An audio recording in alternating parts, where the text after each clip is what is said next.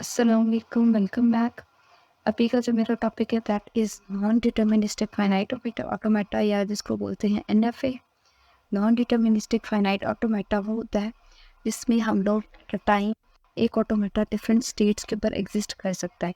Like आपके पास सबसे पहले नॉन डिटर्मिनिस्टिक फाइनाइट ऑटोमेटा को समझने के लिए जो पहली चीज़ है दैट इज़ आपको पता होना चाहिए जो कि डीएफए और एनएफए का आपस का डिफरेंस है। तो डीएफए के अंदर क्या होता है, आपके पास एक इनपुट सिंबल आता है, चाहे 0 आएगा चाहे 1 आएगा, और उसके बाद जो आउटपुट सिंबल होता है वो एक ही हो सकता है। जैसे अगर 0 आएगा तो आप एक स्टेट पे जाते हो, 1 आएगा तो आप किसी और स्टेट पे जाओगे।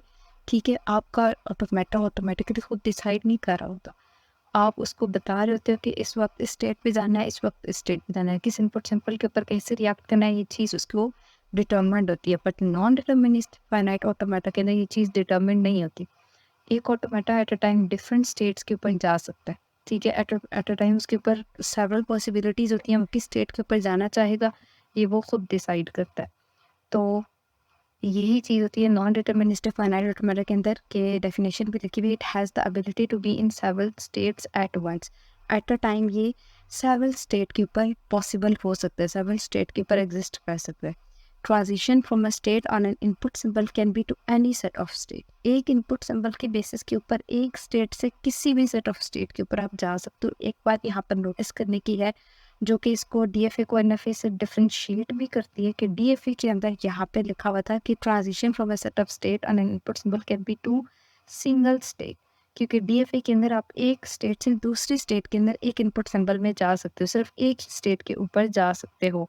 But in case of non deterministic finite automata आपके पास सेट ऑफ स्टेट्स होती हैं, आप उनके ऊपर ऑटोमेटिकली जा सकते हो।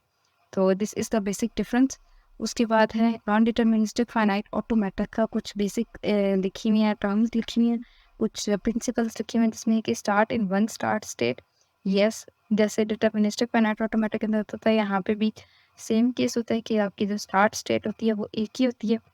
और उसके बाद जो है ना, accept if any sequence of choices leads a final state. आपकी जो फाइनल स्टेट होगी वो तभी आएगी जब आप जो भी आपके पास गिवन सीक्वेंस ऑफ चॉइसेस हैं उनको एक्सेप्ट करेगा, अदरवाइज मशीन आपकी स्टक हो जाएगी और कहीं पर भी नहीं जा पाएगी। क्योंकि जो हमारे पास डीएफए होता था उसमें हमने उसको ऑप्शंस दिए हुए होते थे कि अगर आपको गिवन स्टेट नहीं आ रही तो आप किधर जाओ, लेकिन इस ऑटोमेटा को नहीं पता, तो वो किस बेस पे काम कर रहा होता है, इसलिए वो मशीन स्टक होने के चांसेस इस पे ज़्यादा होते हैं। इसके अलावा नीचे लिखा हुआ है कि इट ऑलवेज गेसेस राइट, इसका हमेशा गेस राइट होता है, इसलिए ये चीज़ कंफ्यूज होने की जरूरत है कि ये तो गेस बेस पे काम कर रहा है तो शायद ये काम ठीक ना करे। ऐसा कोई नहीं होता, हमेशा इसका गेस राइट होता है क्योंकि ये different hit and trial method use करके करेक्ट ऑप्शन की तरफ रीच करता है। तो this was the basic example. उसके बाद यहाँ पे मैंने बताया हुआ फॉर्मल सेट ऑफ डेफिनेशन जो कि एक नॉन डिटर्मिनिस्टिक फाइनाइट ऑटोमेटा की फॉर्मल डेफिनेशन है क्या।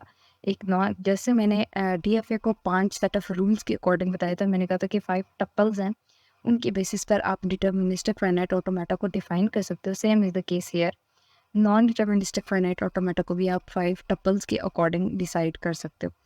जैसे कि सबसे पहला उसके अंदर finite set of states, typically Q. अब यहाँ पर भी डिफरेंस आपको याद रखने के, जब आपका डीएफए था उसके अंदर एक ही स्टेट थी, फाइनाइट स्टेट जो थी, जो फाइनल स्टेट आपकी आ रही होती थी वो एक ही होती थी। But in case of NFA आपके पास डिफरेंट स्टेट्स है, फाइनाइट सेट ऑफ स्टेट्स है। और जो इनपुट अल्फ़ाबेट या इनपुट सिंबल है उसको यहाँ पर भी समेशन साइन से रिप्रेजेंट किया गया। उसके बाद आपके पास ट्रांजिशन फंक्शन जिसका सिंबल भी यहाँ पर लिखा गया, ट्रांजिशन फंक्शन का ये सिंबल है, ये सेम है इस केस में भी। उसके बाद है स्टार्ट स्टेट, जिसको क्यू के अंदर हो रही होती है, उसको हमेशा रिप्रेजेंट किस तरह किया जाता है, क्यू नॉट। और सेट ऑफ फाइनल स्टेट्स जो कि हमेशा सबसेट होंगी आपकी ओरिजिनल सेट ऑफ स्टेट्स का, जितनी भी आपके पास फाइनाइट सेट ऑफ स्टेट्स होंगी उनमें से जो फाइनल स्टेट्स होगी वो उसका सबसेट होंगी। तो ये 5 टपल्स हैं जो कि फॉर्मल डेफिनेशन है of non deterministic finite automate. Hope so यहाँ तक आपको क्लियर हो गया होगा।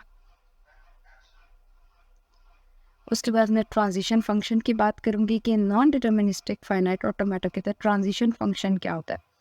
तो ट्रांजिशन फंक्शन इसके अंदर होता है कि आपके पास डेल्टा क्यू ए है, this is the set of state कि आपके पास जब क्यू स्टेट है तो उस वक्त इनपुट सिंबल आपका क्या है, ए। ठीक है, आप क्यू स्टेट से ए सिंबल के थ्रू आप किस स्टेट पर जा रहे हो, ये आपका इनपुट सिंबल है।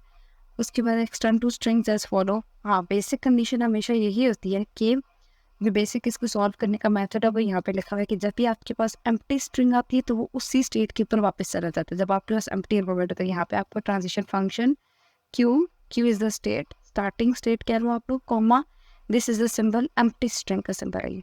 तो जब आपके पास एम्प्टी स्ट्रिंग होगी और क्यू स्टेट होगी तो वो किस स्टेट के ऊपर जाएगा, वो क्यू स्टेट के ऊपर ही रहेगा, तो ये क्यू स्टेट है। और अगर आपके पास ज़्यादा सिंबल्स हैं जैसे क्यू कॉमा डब्ल्यू ए है, तो आपको इन दोनों के दरम्यान में चेक करने के लिए यूनियन लगाना पड़ेगा। ठीक है, आप सबसे पहले क्यू को डब्ल्यू के ऊपर चेक करोगे, जो आपका आंसर आएगा उसको आप यूनियन के अकॉर्डिंगली डब्ल्यू और ए दोनों के ऊपर चेक करोगे। तो यहाँ पर भी this is the union of the overall states in P. P state के अंदर जो भी आपकी स्टेट्स आएंगी उनकी यूनियन होगा। ठीक है, इसको जब हम एग्जाम्पल से करेंगे तो ज़्यादा अच्छे से क्लियर होगा। अभी जैसे ये एक बेसिक बताया हुआ है कि ट्रांजिशन फंक्शन को कैसे सॉल्व किया जाता है। नेक्स्ट जो कॉन्सेप्ट है that is languages of an NFA. Non deterministic finite automata की लैंग्वेज कैसे हो सकती है।